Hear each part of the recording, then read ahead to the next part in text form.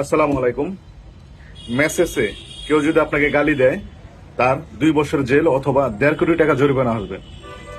তো বাংলাদেশ টেলিযোগাযোগ সংশোধন অধ্যাদেশ 2025 অনুযায়ী কেউ যদি আপনাকে মেসেজে গালি অথবা কোনো ধরনের খারাপ কোনো ভিডিও, অডিও, ছবি আপনাকে দেয়, সেজন্য তার কি শাস্তি হতে পারে?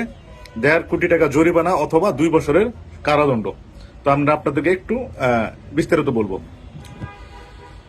তো বাংলাদেশ টেলিযোগাযোগ সংশোধন একটা আইন করছে, সেখানে খসড়া 2025 অনুযায়ী ধারা 69-70 ফোনে বা ইন্টারনেটে, আমার কথাটা আপনারা শুনেন, 69 এবং 70 অনুযায়ী ফোনে মানে ইন্টারনেটে অশালীন ভীতিকর বার্তা পাঠানো অথবা অযথা আপনাকে যদি কেউ বিরক্ত করে, সর্বোচ্চ 2 বছর বা কি হবে 1.5 কোটি টাকা জরিমানা। ধারা 69 কি বলা আছে?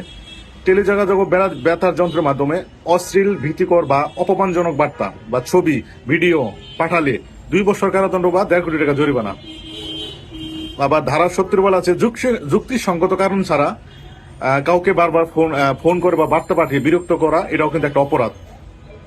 তো কাজেই আপনারা এটা জেনে খুশি হবেন, কাউকে মেসেজে কোনো খারাপ কিছু বার্তা, ভিডিও বা ছবি এই ধরনের কোনো কিছু দেওয়া থেকে বিরত থাকেন। এটা যদি আপনি দেন, সে যদি টেলিযোগাযোগ সংশোধন 2025 অনুযায়ী মামলা করে ধারা 69 এবং 70, আপনার কিন্তু 1.5 কোটি টাকা জরিমানা অথবা 2 বছরের কারাদণ্ডে দণ্ডিত হবেন। কাজেই সবাই সাবধান।